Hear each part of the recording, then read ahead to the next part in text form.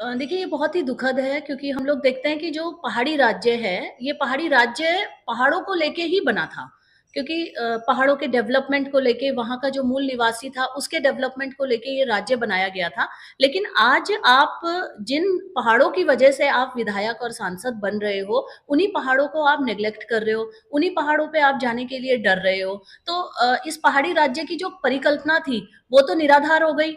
तो इसी चीज़ों को लेके हमें ये चीज़ें भी बात करनी पड़ेगी कि जब विधायक और सांसद पहाड़ों पे नहीं जाएँगे, तो वो पहाड़ों के डेवलपमेंट की बात कैसे करेंगे? देखिए चुनाव से पहले जिस प्रकार से भू कानून और मूल निवास को लेके आमजन संघर्षरत हुआ, वो हम सभी ने देखा कि किस प्रकार से सभी लोगों की आज डिमांड है कि प्रदेश के अंदर भू कानून और मूल निवास आज सख्त ज़रूरत है। तो इसी चीज़ को लेके चुनाव के कारण ये कुछ समय के लिए ये रुक गया था, ये आंदोलन रुक गया था, लेकिन अब फिर से जैसे ही चुनाव हुए हैं, हम दोबारा से जनता के बीच जाएँगे और जनता को महत्वता बताएँगे कि क्यों हमें आज मूल निवास की आवश्यकता है। हम लोगों ने देखा कि इन आंदोलनों का इफ़ेक्ट जो है वो इन चुनाव में पर भी पड़ा है। हमने देखा कि भारतीय जनता पार्टी के जो वोट शेयर है वो काफ़ी कम हुआ। उसका एकमात्र कारण ये है कि सरकार इन मुद्दों को लेके बिल्कुल भी सीरियस नहीं है।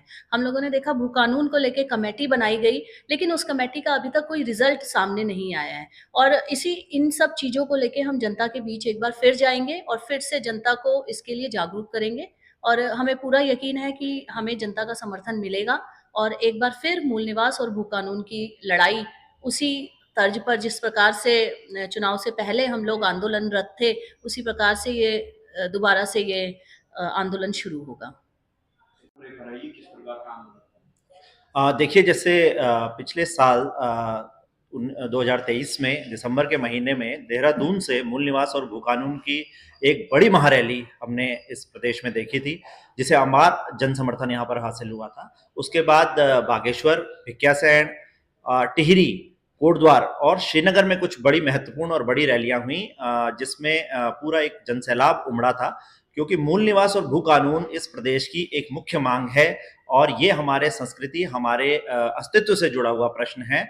मूल निवास की व्यवस्था जो हमारे पुरानी सरकारों ने यहाँ पर खत्म करी और जिस तरह से भू कानून को लचर किया गया, ये जो है बहुत ही प्रदेश को एक बहुत दयनीय स्थिति में ले गया है।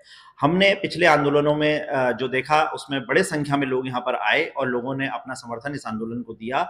इसी क्रम में हम इस आंदोलन को आगे बढ़ा रहे थे, लेकिन तब तक जो है देश में आम चुनाव की घोषणा हो गई और हम इस आंदोलन को जारी नहीं रख पाए। बीच में आचार संहिता लग गई थी और अब हम दोबारा से मूल निवास और भू कानून के इस आंदोलन को हम प्रदेश के केंद्र में रहे गैरसैंण में इस आंदोलन को दोबारा से शुरू करने जा रहे हैं। कुछ ही समय में हम मीटिंगों का एक दौर गैरसैंण में शुरू करेंगे। सारे आसपास के इलाकों से लोगों से वहां से वार्ता होगी, विभिन्न संगठनों को वहां पर बुलाया जाएगा, उनसे मीटिंग करी जाएगी और फिर जल्द ही हम एक डेट की घोषणा करेंगे जहां से दोबारा मूल निवास और भू कानून का यह आंदोलन हम गैरसैंण से शुरू करेंगे। हमारे साथ मूल निवास भू कानून समन्वय संघर्ष समिति से मीनाक्षी घिल्डियाल जी हैं। मैं चाहूंगा वो भी आपको थोड़ा संबोधित करें।